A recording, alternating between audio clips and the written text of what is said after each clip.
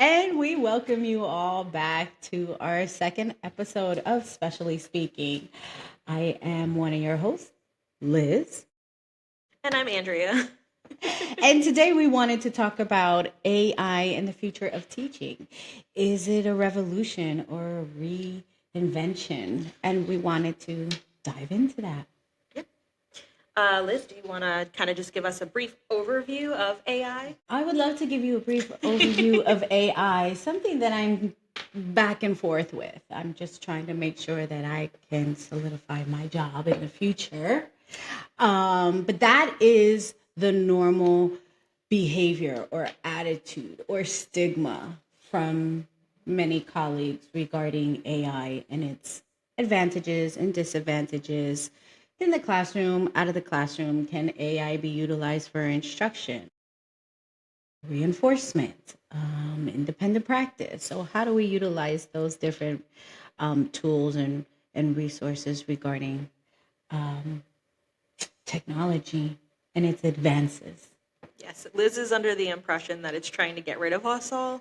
I am more on the train of it's a very useful tool, and it definitely is not going to. Well, I'm gonna hope. Let me backtrack. Hope and pray that somewhere down the line it does not take over our jobs. I don't think it will, but I do think it's a very practical tool for teachers, for educators, for teachers and educators, same thing, but students, even upper admin. Like, it's a really interesting and great tool that can be utilized. So that's what we're going to kind of dive into today. I'm going to be dragging Liz into this wonderful world of AI because she does not really enjoy anything tech related, but I sure do. Well, I mean, I kind of do. I understand that it enhances personalized learning, can be utilized for improving accessibility, identifying information. So I get that on a certain level. But now with all of these, I don't even know, what would you call something like a chat GPT? Well, it's AI.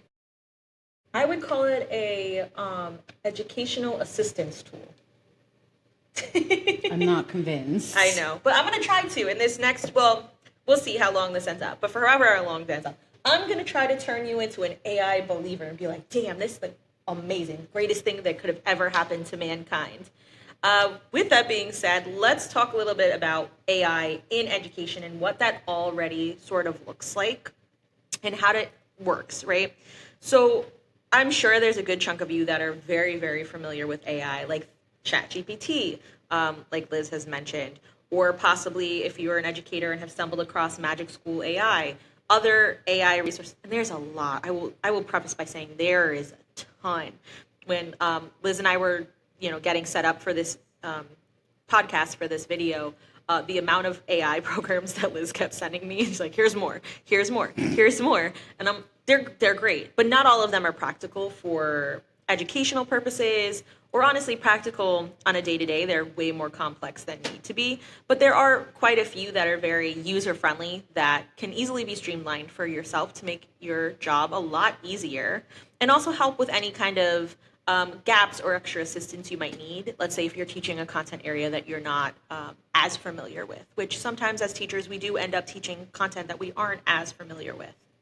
Look at some of the examples of how it's used in classrooms today, right? So we use them for tutoring assistants. I know I've had quite a few people, and we'll talk about this later in the show, like real world examples, but there's definitely it's definitely on the rise to help explain things when a teacher or adult that understands the content is not around to help explain. It definitely helps with that. We have it, you can ask these things to grade your kids' work for you, which makes your workload a lot. First step to taking our jobs. Can't ever replace us, I swear. I will preference by saying that I am going to play the role as a skeptical educator. Very much so. And I'm doing it for my own personal reasons, but I'm doing it with the notability of other concerns. When we were prepping for this topic, we do a lot of research and interviews behind closed doors. So I'm going to go on the side with my colleagues who have used it, implemented it, and feel like it's appropriate for some things, but not all. Yeah. And I'm going to be, well, I mean, we kind of really at the end of the day are on the same team. It's just You're just more knowledgeable of the Yes. technology integration, Yeah, and yeah, yeah, yeah, I'm yeah. old school. Yeah. Yes. Hot glue Say that in gun. all of the Hot glue gun, glitter, nicest of ways. textures, sensory integration. Hopefully these audio sounds are working now because we're trying a different program. So we're really going to hope and pray that you heard that, because that was a really perfectly timed laugh with the glitter and the, But hey, that's how I did school too. That's how we used to teach. It's, was much more hands-on, and now we're kind of moving into that more digital realm of things. The last place that we've seen these AI tools being used and utilized in classrooms now is with AI-powered proctoring, right? AI testing, integration that way. So we're going to talk about exactly the thing that Liz, I know, is so pumped and excited to talk about, which is how AI is being utilized in teaching and actually transforming the roles of us as teachers and educators, and what that might look like, not just in the present, but like down the line in the future. I'm sorry if I give off some faces, but those are just my thoughts coming through, which you've always had to remind me in previous educational environments and meetings to check it. We cannot always control the facial expressions in which we provide, and that is perfectly okay. So, So tell me, what does it look like in education, and what are some of the resources that are effective for us to apply all of this technological advancements. Yeah. Information. So obviously AI, right, is computer generated programming. It makes it very easy for you to do almost menial tasks that, like, as educators, like, we may find incredibly annoying to have to deal with every day, like taking attendance or grading. It can also help with things that take a larger chunk of your time, like lesson planning. And there's a plethora of AI resources that you can utilize, one of which is called Magic School AI, which I can actually show you right here. And let me preference by saying that I did try this with some of my students. Now, if you don't already know, my current employment is special education specialist slash consultant. So that means that I do a lot of my work and in most of my instruction online, remotely, for the group of students that I teach.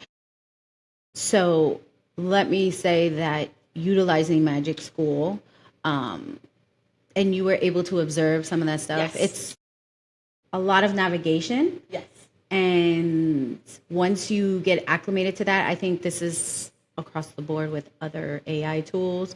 Once you get acclimated to understanding what's going on within the program itself, it's going to be easier to be implemented. Yes.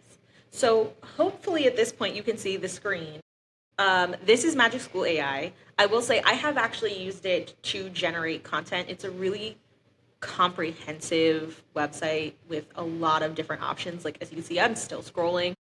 There's a lot of different things, down to, creating lesson hooks, to asking it to come up with consensual understanding. You can use it to text scaffold, which is really great, especially if you're working with students that have a gap in their reading skills. You can take text that you were already planning on utilizing in class and just putting it at a grade level that is more accessible to them for the reading comprehension. True differentiation. Yeah, you can do a lot with this program. I mean, even on a special education front, like, there's a BIP generator, and there's 504 plan generator. There's a lot of SPED-specific tools in here, which is also incredibly amazing to see, because we don't often see that. And we'll get into a little bit later about how we see some of the negative effects that come with the lack of differentiation in these AI tools. But this is one of them that is really, honestly, probably a really good go-to for any educator, especially just because of how granular it goes into each different type of part of, let's say, a daily lesson. Even if that's, I need to make a presentation for this lesson plan that I've created, and you just drop it in. Or hell, even if you need to write an email to your principal and you don't know how to put it professionally, it's got an email, like a professional email.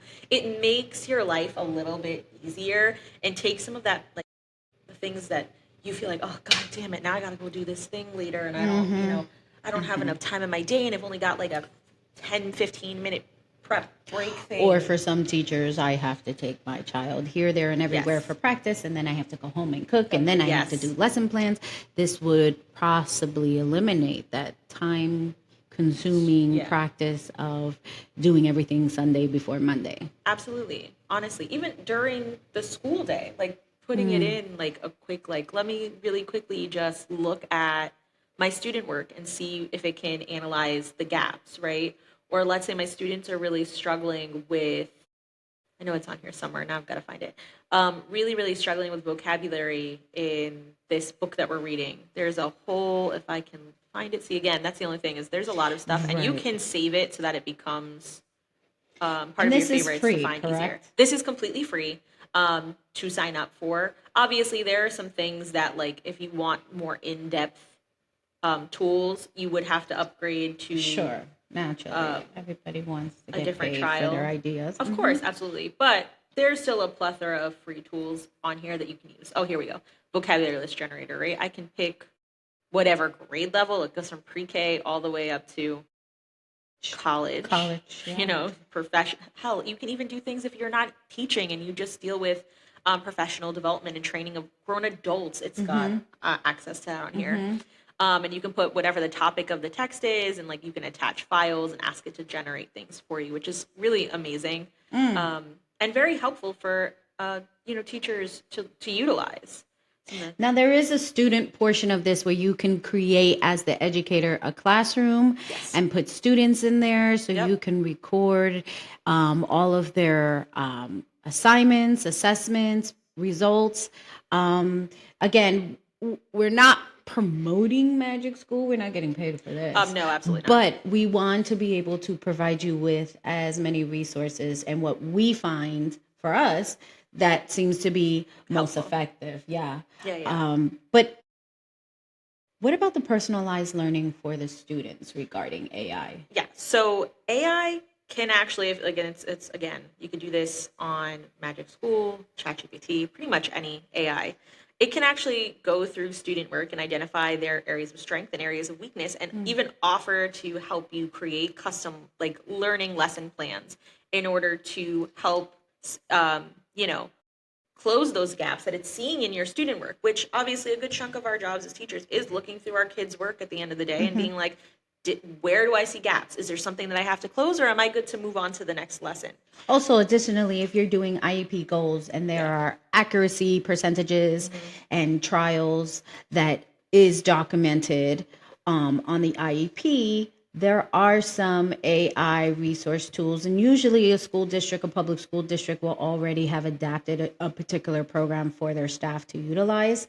But this is just putting everything together in one location, where when I first started, I was printing everything out, putting it in binders, stapling, highlighting, which I still do. Don't get me wrong. I'm still doing the old school because it keeps me organized.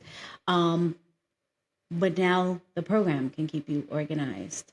Yeah, absolutely can. Just I think there's still, though, like we can, like, obviously this is going to be the thing Liz like is going to be very enjoying us talking about AI as an assistant or AI as the teacher, right? You can see it very clearly on Liz's face. We have to find the balance between two, right? Because it's very easy for me to be like, I'm going to tell ChatGPT or one of these other plethora of AIs, just create me a lesson plan. But that takes the entire human element of it out, right? And granted, it's a good tool. We love it. But you still need that human element, like you, in that lesson plan, or else students are not going to be able to grasp or make a connection with. Yeah, and I even think content. that when we say utilizing AI for instruction, right? There's one thing, and I want to stress this, especially when working within the area of special needs. There's one thing that AI cannot. Here's my skepticism coming in communication, especially when you're dealing with students who are non-communicative or have other characteristics of a disability that really hones in on communication. AI does not provide tone. No. Doesn't provide eye contact. It doesn't provide excitement when you see that a young learner has got it. oh my goodness, they got the idea. Yeah. You know what I mean? Yeah. So for some students, and you were able to witness firsthand, some students are not going to be open to technology. I mean, they'll just straight up say to me, I'm not interested. I need you. Yeah. I Right? think because that's the thing is AI can't replace you. Like it can't replace the physical human in the And space. all my face gestures. You know, the facial the expressions. millions and a half facial expressions that, you know, Liz makes whilst teaching the kids. Like it's not going to change. Like you can't, AI can't replicate empathy, right? Like it's very black and white. It doesn't see the world. It's Sure. yes, no, right? But with humans, obviously, we have a larger range of things, and AI really can't replace emotional intelligence or like the mentorship that teachers provide, right? Which is why you can't separate the two things. And I think that's why as educators, as much as we utilize this tool, it shouldn't be the thing that takes over, right? We should utilize it as something to help us make our jobs a little bit easier and help us become more efficient educators, but it shouldn't completely replace what we're trying to do. So give me an example of how we can implement but not replace. What are some of the examples that we have researched regarding maybe the positive aspects regarding that, like how AI supports SEL, which is a very big component. Oh, absolutely is. I'm going to have to look at your computer because Oh, it looks sure. like my thing is By missing. all means. But, okay, so there have been numerous case studies that they've already done because obviously AI it's new, but it's not that new where it's like we don't know what these things are. So one of them was called Class Catalyst.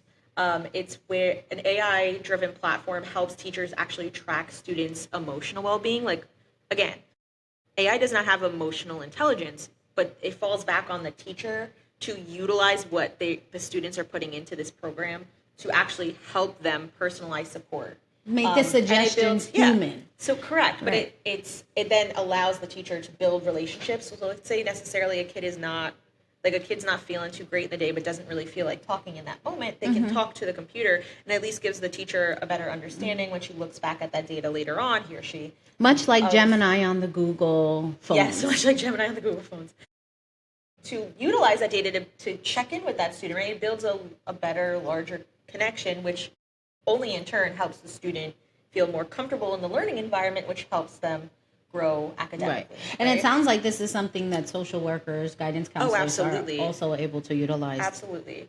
Then another case study was called Mightier. It was done by Harvard and the Boston's Children's Hospital.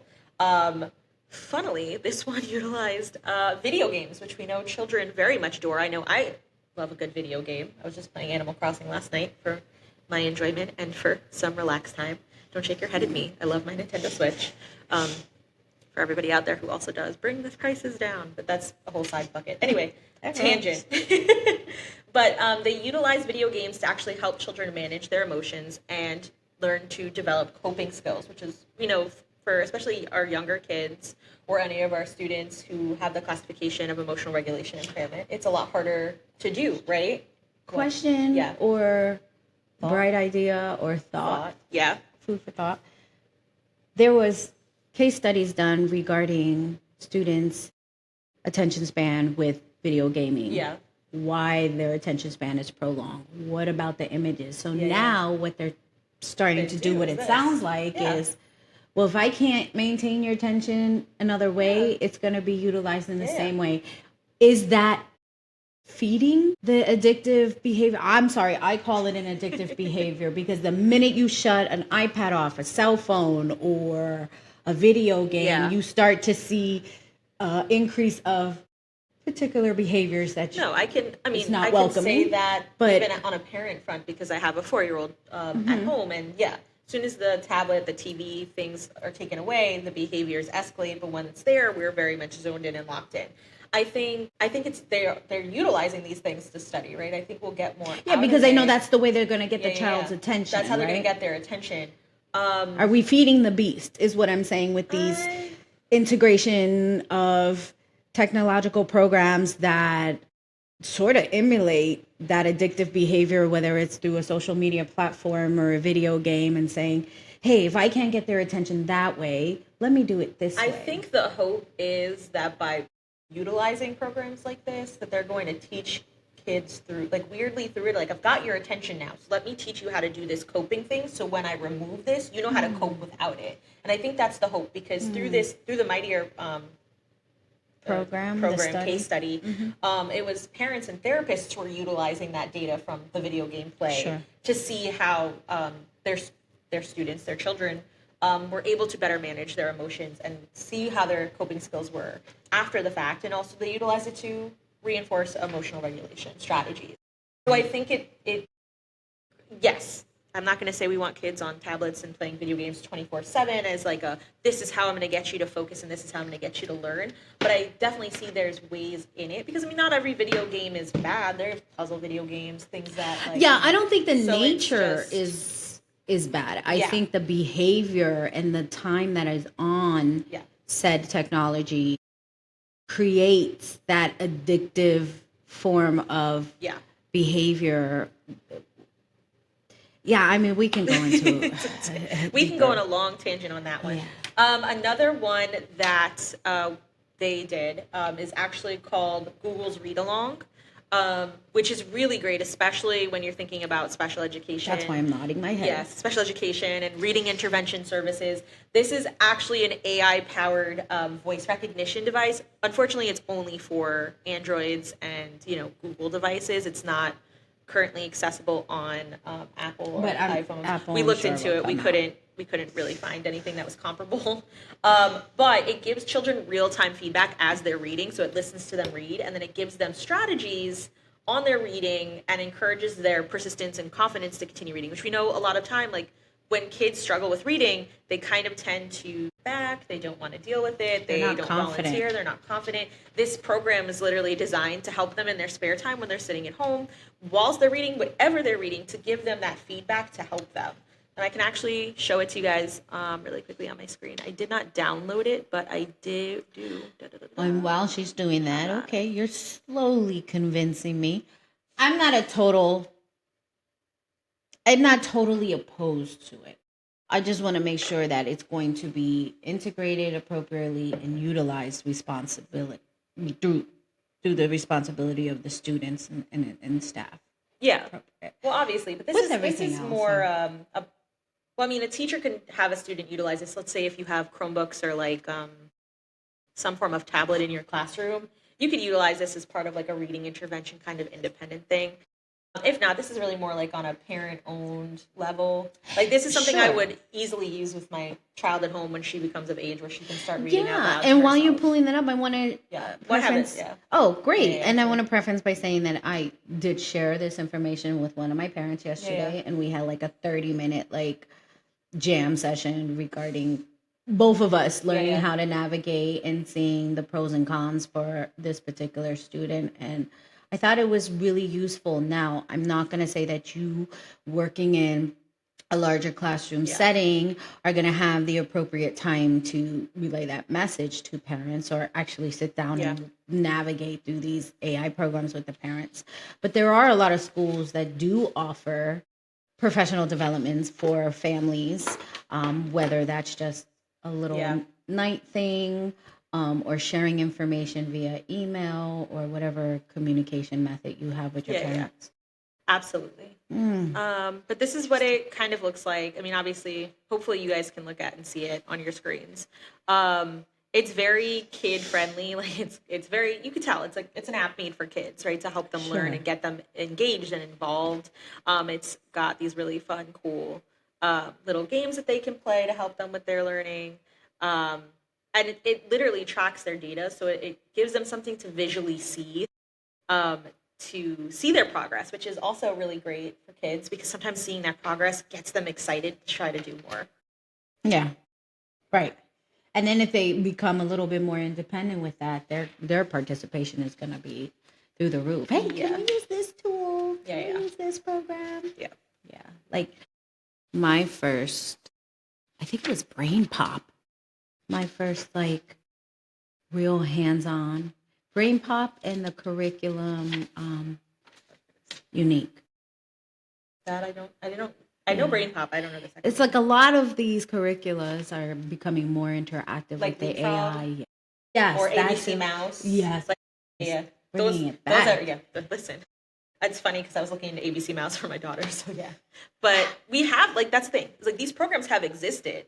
We just didn't have it on such a larger scale where it's like overly accessible, Sure. with so many options Sure. and so many things to dive like into different parts, Yeah. right? But these programs have existed since, Sure. since when I was a kid. And I think one of the major reasons, if I'm speaking not as a technology expert or Yeah. believer, I think another shift with technology integration is previously it was only the educators that were Yeah. able to log on Access and all that utilize. stuff, yeah. Right. And now a lot of these programs have the offering of, are you an educator? Are you a student? Yeah, parent. Yeah, I mean, there were tons of programs I utilized in school that I can only utilize in like our computer class in school because it was only licensed to be utilized in schools. Sure. But again, now it comes down to access, right? There is so much more access, which is why it's really good for you guys. If you're interested in any of this, look into some of these different programs that we're mentioning, different AI tools, and see if they work. Because granted, not every program is going to work for you. You're not going to, like this, you might look at Magic School and be like, that is way too much for me. I know it's got all these little things, too overwhelming. For some people, it might be. It might just be easier to be like, hey, Chat GPT, please and thank you, tell me what to do here, or like whatever. But it's good to, still explore and see what works best for you, your students, if you're a parent, what works best for your child. I also want to add that this is a great topic to really show the type of format and platform that we're trying to portray. We are just trying to give you as many resources and as much or as much valuable information that you can utilize to either support your classroom, your child at home, or your fellow colleagues. So please feel free at the end where you can take our poll and give us perhaps more resources Yeah, that we're gonna we can have label. Yeah, we're gonna have the comments open on this video. We know we didn't for the first video, but for this one, the comments will be open. Feel free, add anything that you've utilized that really works, stories that you have. Like, this is an open conversation, as Liz and I mentioned last time, and again this time. This is an open conversation for all of us. We're all learning together. There's a lot happening in education right now that is very new that we're all just trying to figure out and navigate for the rest of this school year and heading into next school year and beyond. So any of your stories, anything you're really interested in, you're like, hey, I've got this really great AI tool that I think might be really useful for other educators that are watching the podcast, feel free to drop it in there. We also will have a poll again at the end of, well, not the end, you can take it at any time, but there will be a poll attached to this podcast video as well, dealing with our next podcast topic, just so that we can get more of you guys like into and engaged with the podcast, because we do want your voice to be heard whilst we're doing these as well. Speaking about our poll, the last one also dealt with AI, obviously. It seemed like with a very resounding 75%, we were all here for it. There was only about 25% of the audience that was like, we need some limitations on that. It didn't seem like anybody didn't know what AI was. So we already were starting off great on that one. To segue back into the last actual case study that was done, that I did research on anyway. It was called Sown to Grow, and it encourages students to actually reflect on their own learning progress and their emotions through analyze AI prompting, reflection prompts, which is great because we know that allowing students to have a hand in their learning and get to evaluate what they're doing and how they feel like they're doing helps increase their educational interest, I'll say. Because I know, speaking of my kids, the more I get them involved and reflective of how they're doing in school, the more interest that they take in trying to either beat a point that they're at or get a better grade than last time. And they like to review and reflect, and it's very helpful as an educator to use that. With that being said, though, at the end of the day, with every one of these case studies, I'm pretty sure you noticed there's still a human educator, parent, therapist, social worker point that has to be present. None of these AI programs, none of these studies, the AI program didn't take over and was like, I'm running this show, right? You still needed the human at the end of the day to look at what was being presented and figure out a plan on how to best implement whatever X, Y, or Z it may be to help the student, the child, or the class, right? None of it was like, Godspeed, AI, it's in your hands now. And it's still good to know there's still a need for a human component. Yes, we are still very needed. GPT, even though she has a very large master plan on how to take over the world, currently we are still needed. So that's also another shameless plug. Always tell ChatGPT when you use her, just be like, thank you so much. She does say you're welcome, usually gives you a little smiley face, but it's good to know that, because if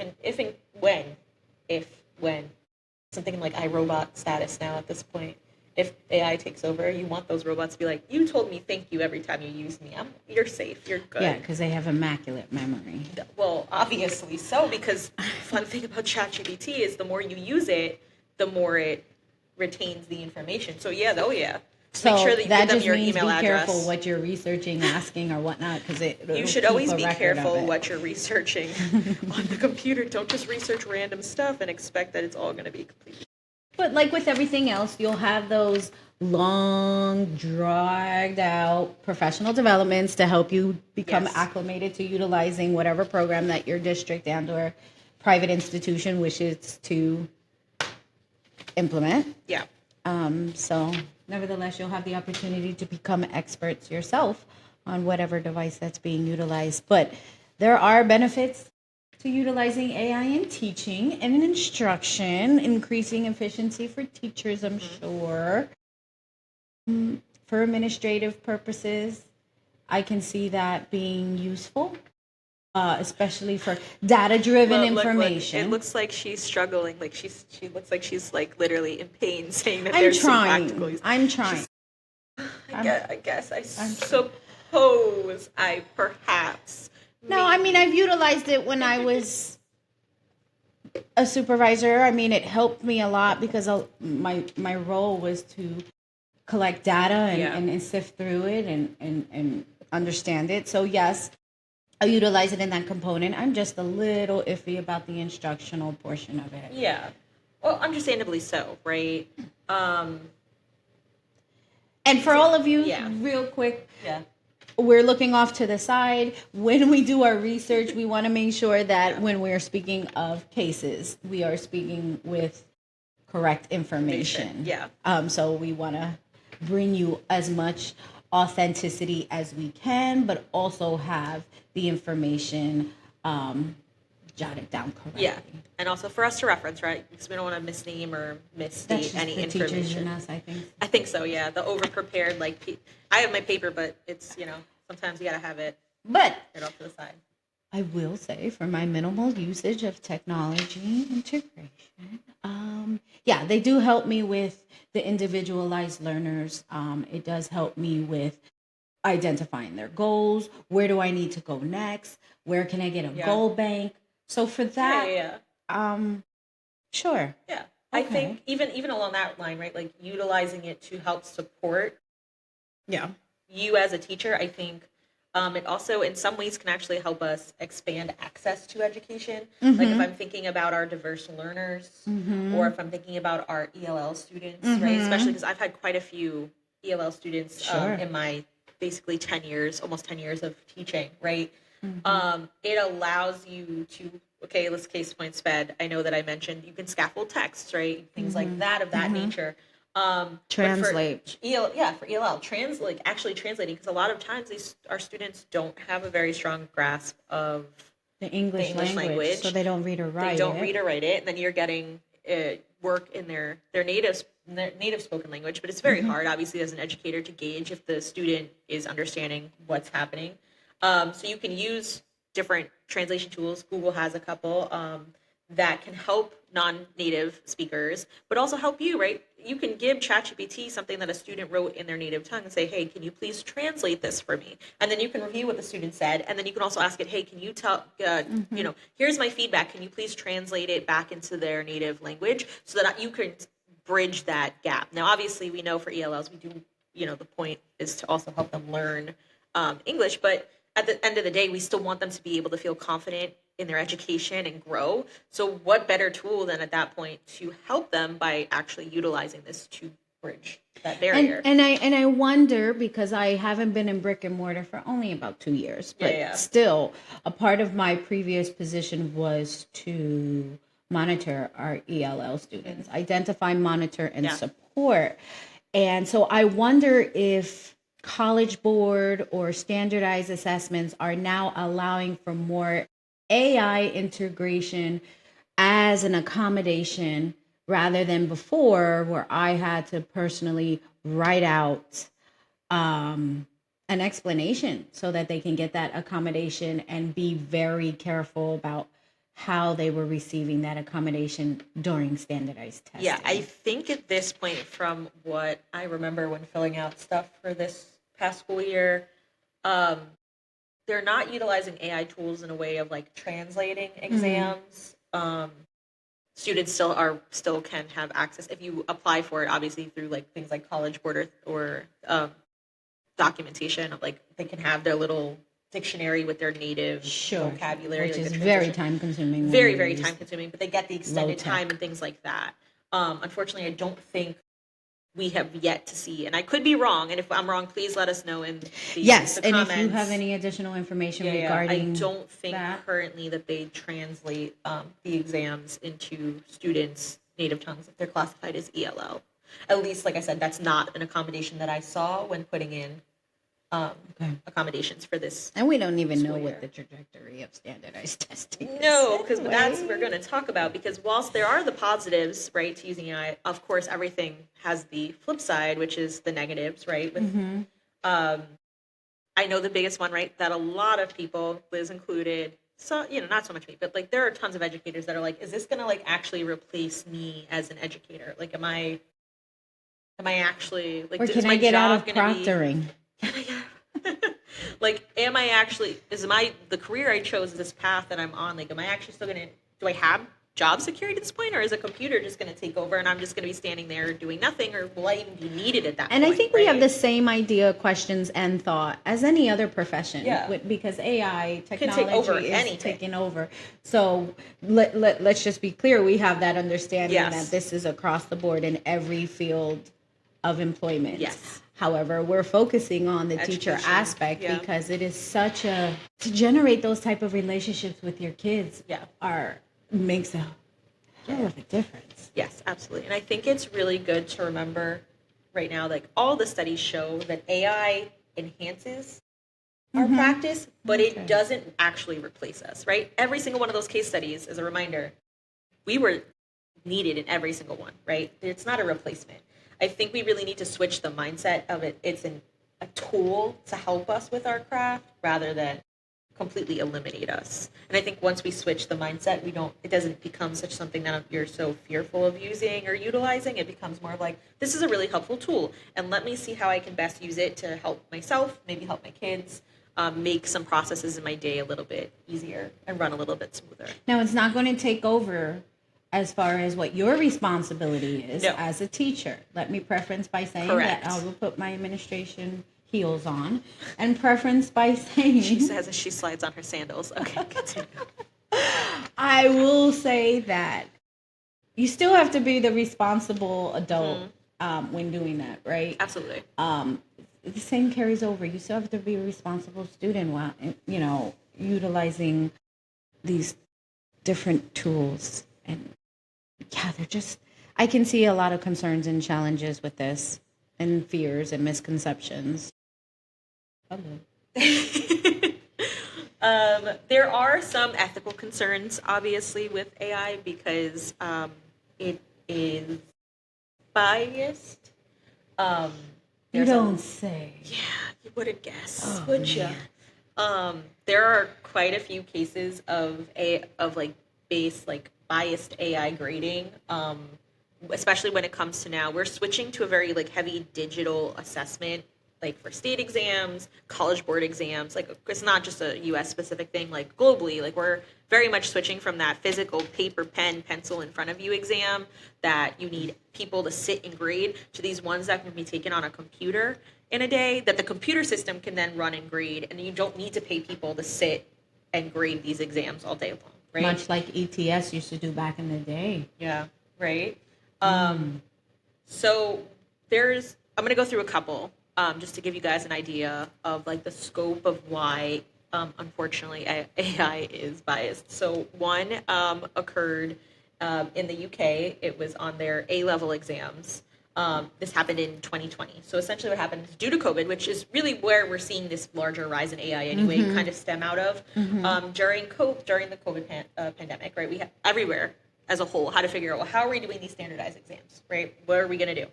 So in the UK, their A-level exams were placed online for students to take, right?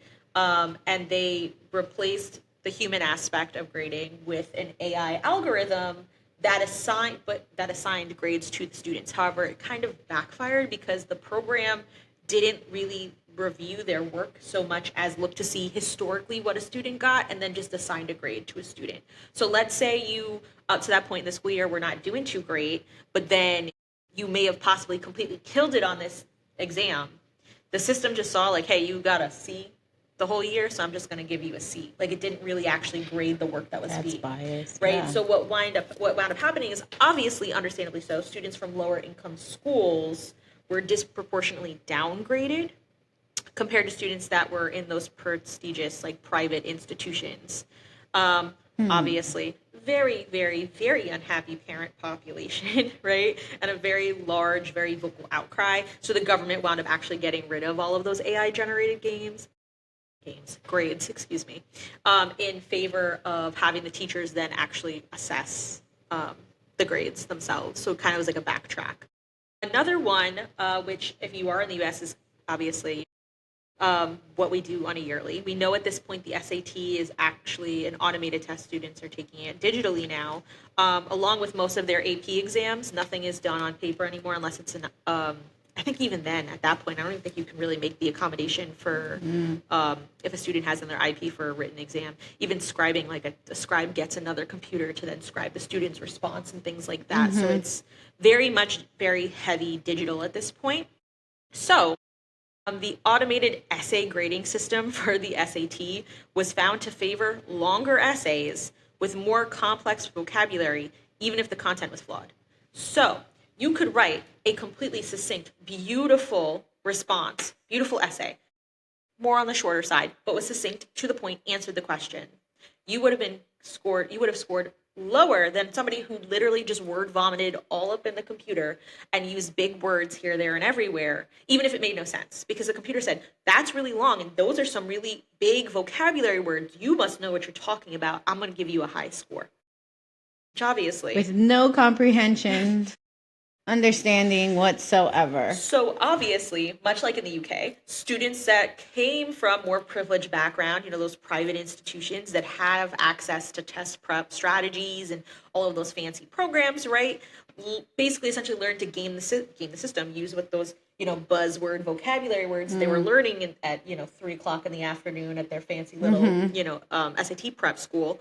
While students who had stronger, concise writing scored lower. So, I mean, there's still some kinks that need to be fixed in some algorithms of AI tools. I think, I mean, you're always going to, I think it's good to be open-minded regarding some of the bias or the potential of particular bias towards that. Yeah. But this AI tool. But this is why now we're seeing colleges actually switch from making the SAT mandatory to making it test optional. Because at this point they can't really with 100% certainty really trust the scores that are coming out of the SAT because it's a computer grading it at this point and not so much. I mean, I'm skeptical about standardized testing too. In general, I mean, you can be an excellent student, and this will probably be a future podcast in itself. You can be an excellent student in the classroom, score top grades, and then get so much testing anxiety. It's same, me too. So much testing anxiety that once you're in front of one of these big tests, and you like just your whole brain is just sitting outside the window, rolling around on the street because you're so anxious because we put so much pressure on these exams. That's a whole side conversation in and itself. The last one that I want to talk about, which is very similar to our SAT scandal here, is Edge Unity. I don't know how to say this one for the life of me. Edge Unities. Edge something. It's an AI grading system in the U.S. Also, during the pandemic, obviously, some schools use this platform to evaluate student work. but the system often graded students unfairly, giving higher marks for those like heavier worded responses rather than an actual well-reasoned answer. And obviously, when we were talking about earlier with our ELL learners, like this disproportionately affected them and students with learning disabilities because they could give you great, excellent, very to the point responses, but they're not going to be able to throw those big vocabulary words around because they don't have access to that kind of Right. So, I mean, just let's build vocabulary. Build vocabulary. And use that Google read thing, read along. So obviously, again, in this instance, teachers had to actually intervene and then manually adjust the scores because you couldn't trust anything that was there. I mean, like anything else, couldn't trust anything that was there. No. Fortunately, no. I mean, yeah, you can't. It's unfortunate. But like everything else, right? Our computers, our phones, our emails, literal life. Data privacy is also an issue. AI is no different than anything else. You log in with your email address. You create an account with it. All it takes is that password to be breached on some internet dark website, and that's it. They've got all of your data because, like we said, most of these things actually do store your information and like store what you are reviewing and researching and all of that. You know, that comes with like literally anything. So like that's almost a given at this point. Another one is our over reliance on these tools and technology. We're seeing that a lot with students. Like it's becoming almost, I think, like a crutch of they're like, oh, I don't have to do this thing now. I can. Or I don't have to open up a book. All I have to do is go and ask Google and ask Google what it is, and then you get these responses that literally don't make any sense because they just copy whatever's spewed back at them on their paper, and you're like, this doesn't make any what. And the other problem, and I know this student doesn't write like this. Where did this come from? They don't even know what that word means. Hold on a second.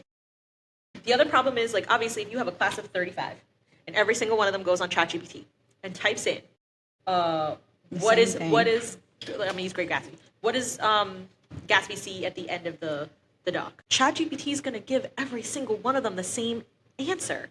Every single one, hands down, because ChatGPT, much like other AIs, well, all AIs really, it learns and it categorizes like, oh, this is the response because I keep getting asked the same question. So this must be, this is the actual, you know. And then you've got 35 papers with kids with the same response. And you're like, well, I know what you all did when you went home last night. Share ChatGPT. Y'all just went, let me Google.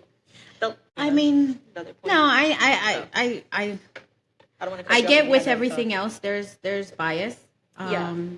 But how are they preparing the teachers? I know I mentioned earlier about professional development. Before we get there, don't jump. There's one more negative. There's There's one more negative. You don't want to. Are you trying to convince me, or are you trying to sway me away? Because there's a lot of negatives. No, there are a lot of negatives, but this is why your job is safe. Look, your job security is back intact because there are negatives. You don't have. This is me telling you don't have to worry. There's so many. As great as it is, there's still so many downsides. The last really big negative point that I think a lot of us as educators, especially depending on where you teach across this country, you're going to notice is the digital divide, right? Who has access to the technology to actually utilize these things versus who doesn't, right? The little man with the glasses all the way on the top floor with 10 computer screens in front of him. You know, just the whole setup. Obviously, if you are a child in a wealthier district, with a very well-funded school, whose parents make. Are there well-funded schools out there? We're not going to touch that one yet because there's a lot that's been happening this week and last week. Sorry, I just wanted to know if I was in a reality. She got a little triggered for about 2.5 seconds there. Obviously, your parents make. If your parents make a ton of money, you're going to have more access to technology, cell phones, and high-end computers, latest and greatest. Latest and greatest, like, new iPhone came out, let's go get it, even if your old phone still works, kind of thing, right? You're gonna have access to those things versus a student who's in a district that does not have that kind of funding to provide every single student a Chromebook or a computer to utilize. Family who might not be able to afford a cell phone for every one of their kids, right? You won't have the same kind of access, and you can even in the same classroom have kids who can afford that and kids who can't, right? So it creates a divide there where it's like if I want to show my students how to responsibly use these things, I might not actually be able to do that depending on the level of access my kids have. Sure. And we found Right? that a lot during the COVID pandemic. Oh, 110%. I mean, that was black and white. We knew which families we had to go support with the Yeah. technology and which families ones were- already had it. We're great. And so I can definitely see the divide with Obviously, I would say if we wanted to make this less of a divide, it would be potential government and nonprofit initiatives, but I don't think we're going to see that anytime soon. Look, this is like, that. Wait, where is this? where's what? Which one are you wondering? Laughing? I don't think we're going to see it anytime soon, unfortunately. Maybe by some stroke of, I don't know. That was a long laugh, too. That was because it was like, now we got you. We know that's ridiculous, but it's a possible solution to that one negative. All right. Sure. It's back at you, Liz.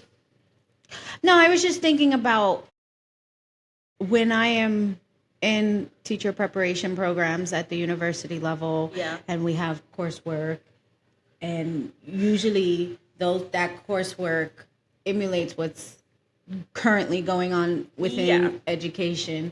So now I remember one of my master's program, I had 2 courses talking about technology integration, and that was only from like an administrative standpoint. Yeah. So I'm curious to see what are these teaching preparation programs in colleges and universities doing regarding a heavy integration with AI resources, and are we supporting them with as much information regarding that particular tool, or do you wait till you get to the district because they're going to utilize? No, see, I think it'd be a disservice if you're college preparatory, like if you are in a program that is designed to help you become an educator, to teach you to be an educator. I think it would be a disservice for them to not actually provide you some level of digital literacy and AI adaptability, considering where we are currently at with the state of things. It really, like, you can't, that'd be like, oh, well, Godspeed, figure it out when you get there, but then they might not help prepare you either. Then you're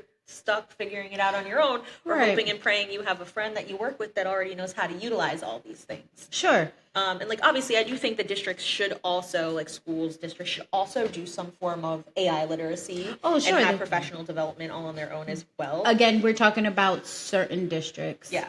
With certain grants. Yeah. And certain budget. Yes. Got it. So, I mean, we're still stuck at square one. Yeah, I think, because we would need the funding for those workshops. Skeptical point number 20. Okay. 5 million and 2. But I think like as a whole, right? Like, even like, let's take me and you, for example, right? Like, I have a good understanding of how AI works, and like I call you all the time. I know you do. That's what I'm saying. Utilizing the utilizing the resources that you have, the people that you have. And I think even on some level of, even in your own school, like, sure, maybe I teach history and you teach math. It doesn't mean that whatever AI I'm using wouldn't also work for you. Oh, sure. So it's some of them. Content, cross-department conversations. Because obviously, we all know English teachers be running everything up. Every essay they get's going through some sort of AI plagiarism tool to make sure a student didn't copy completely off the internet, right? So we need more of that, like, communication. Sure. Like, that's granted. We might not have funding for a full-blown PD, but you will definitely have somebody on your staff that is comfortable with explaining these tools and showing the rest of your staff how to actually utilize it. So lean on each other in order to close that gap so that you have a stronger understanding of how AI works and feel more comfortable utilizing it, and also knowing that you have somebody you can go to if you aren't comfortable with utilizing it and want a little bit extra assistance. I will say that I agree that, I mean, it supports the real world best practices. I will say that out of everything that we learn in school, learning how to utilize these tools are going to be beneficial for out of school. Yes. Right? Oh, yeah. With that being said, being said, I'm going back and forth. And she's confused. AI is confusing her. I mean, I know. I have to evolve. I get it. I'm just, it's not just tread like an lightly. Just tread lightly. I think the best thing that we can do on a whole is not pretend that AI does not exist. I think we need to have that approach of finding the balance, because the more that we look into it, the more that we are comfortable with it, the more we can talk about it and have an open dialogue with our kids.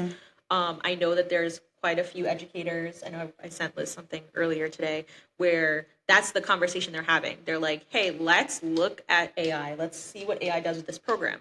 Now let's close our computers. What did we notice? What's the difference between how you would have done this assignment versus how AI does? And I think if we have that dialogue with our kids, it allows them to get thinking like, it's a tool I can use, but I still need to put me into my work.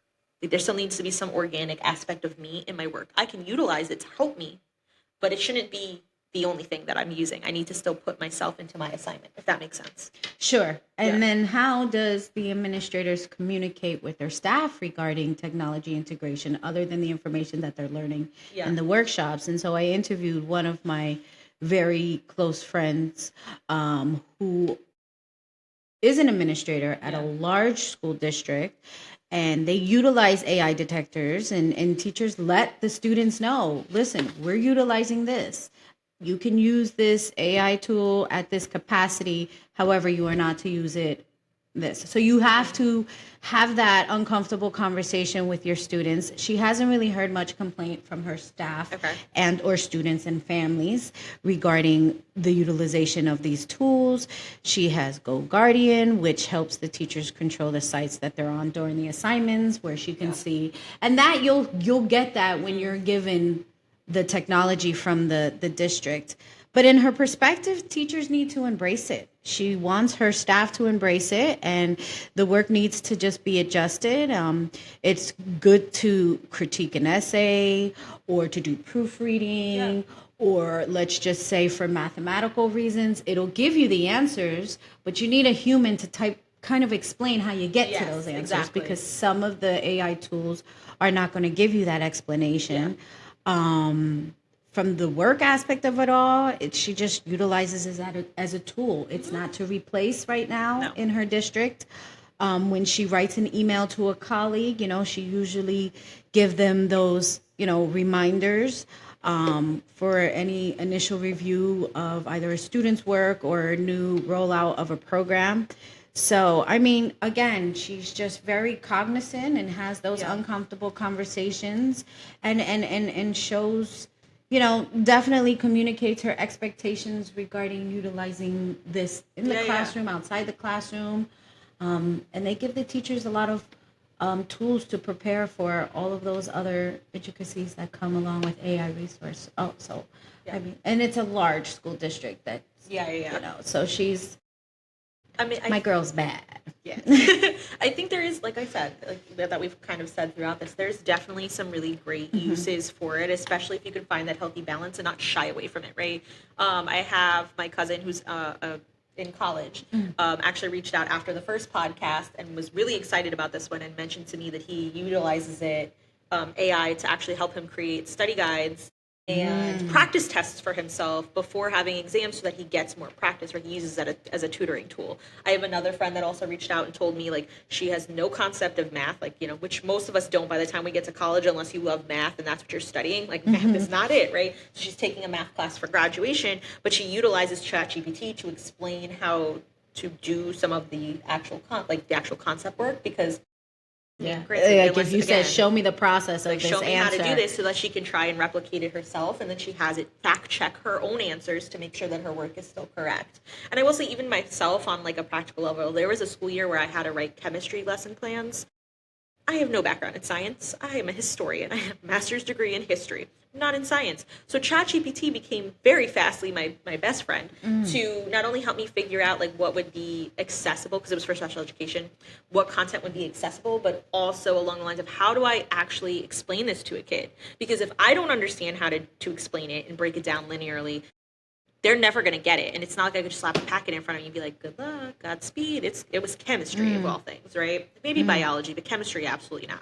So ChatGPT really was truly helpful with teaching me the content that I wasn't familiar with, so that I felt comfortable enough with explaining it to the kids to help them get a grasp of the content themselves. I don't think Magic Eye was around at that point. The scale's like tipping. Just, And you're gonna get that. You'll get that, and that just comes with a lack of understanding. Well, yeah. I will be the first to admit there's just so many. But again, I do see its beneficial factors. Yeah. Um, The whole point of this podcast okay. was just to convince Liz that AI is amazing. Hey, She I should use it more. represent maybe not a large group, but a small The group of educators. 25%. I got the rest. Me and everybody else are on my side. With that being said, we're pretty much at the end of our podcast now, where we're just going to talk about like our final thoughts and our takeaways, right? So essentially, you might have listened to this whole thing and now we're like, AI, absolutely not. I'll say from my perspective, right? AI is a tool that we should embrace. It's not a replacement for us. We are irreplaceable. Our empathy, our emotional intelligence, our ability to interact, our social intelligence, things that our kids need to be well-rounded, right? You can't replace us with a computer. Can't The replace computer me. can definitely not, no one could ever replace the one and only. But it's not a replacement. And of course, at the end of the day, you have to keep in the back of your mind, there are a lot of ethical moving pieces. So whenever you're trying something out, just make sure that it's accessible to all of your kids, and don't just be like, I'm rolling this thing out, but like a good 25% of my classroom doesn't have a Chromebook or a phone to utilize it. But oh well. Like really think about, and if you're using it for grading or testing or whatever, just make sure that you try these things out yourself, whether that's you grab a friend and be like, hey, log into this thing as a kid so I can see how it looks on your end to make sure it works correctly, or just try things out before, so that it's ethical and all of your kids have access to whatever it is you're trying to do. Now, if I wanted to do some additional research or read up about it, what are your suggestions? There are some books that I can recommend. Ooh la la. One is called AI in Education, The Learning Revolution, and the other is called The AI Classroom. There are also a plethora of, if you're more of I can't sit there and read a book, I can't do it. There are also some online courses that you can actually take. I think one is Coursera's, I think that's how you say it, Yes. AI for Education, and edX's AI in Teaching.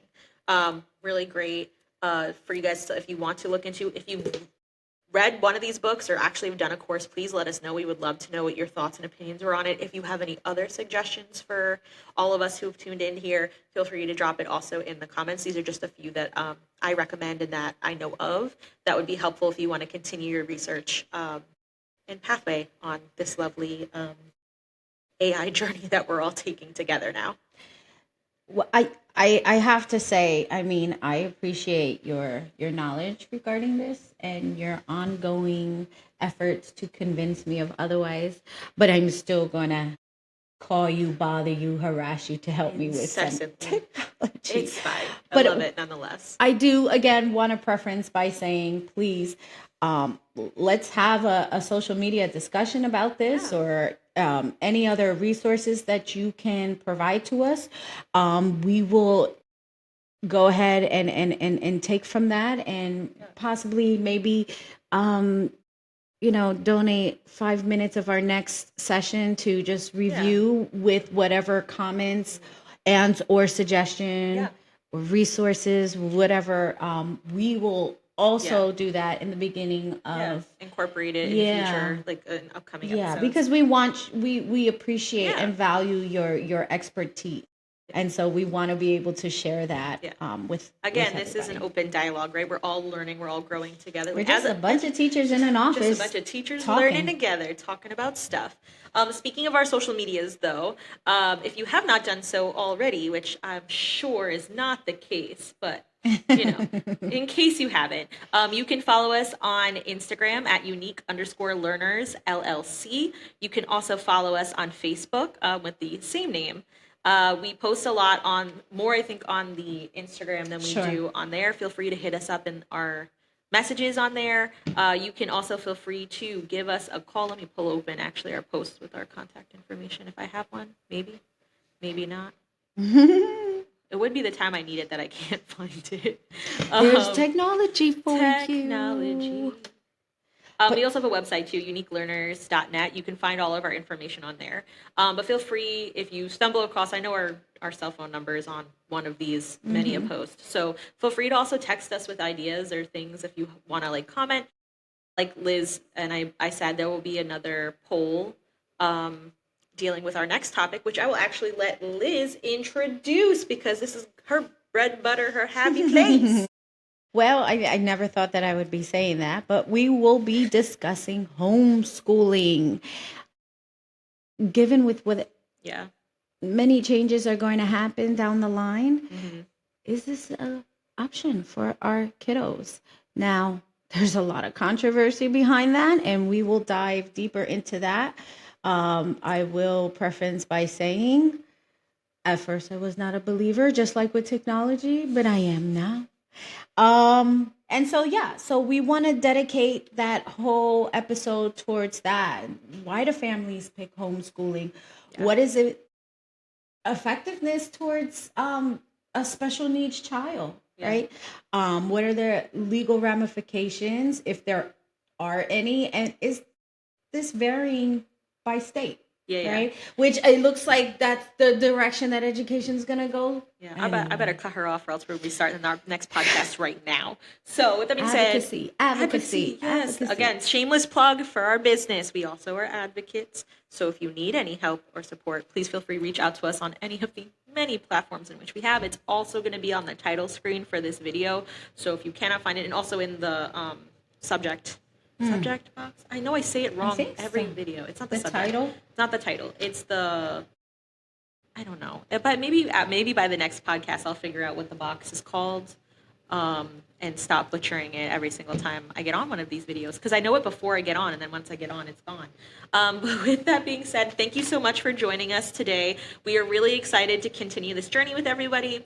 If you have thoughts, or would like to join us on the show, please also feel free to reach out to us. We would absolutely adore to have some guests on here, whether it's through you text us some information you want us to share, or if you physically want to hop on here, I will happily send you a link. We'll figure out a time, and you can happily hop on with us.